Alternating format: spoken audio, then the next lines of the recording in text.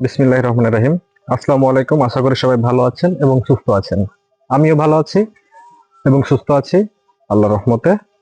আপনাদেরকে দেখাতে আসছি আজকে শিবরামপুর বর্ডারের একটা কাজ ইন্ডিয়ারা করেছে, সেটা হচ্ছে বিএসএফ দের যে ক্যাম্প দেখতে পাচ্ছেন আপনারা।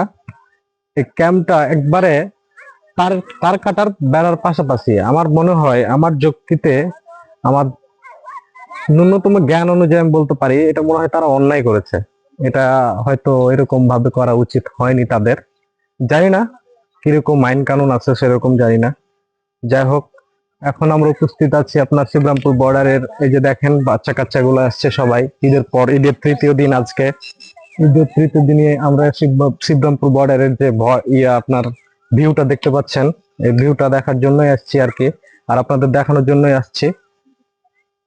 আশা করি সবার ভালো লাগবে এবং আমারও ভালো লাগছে।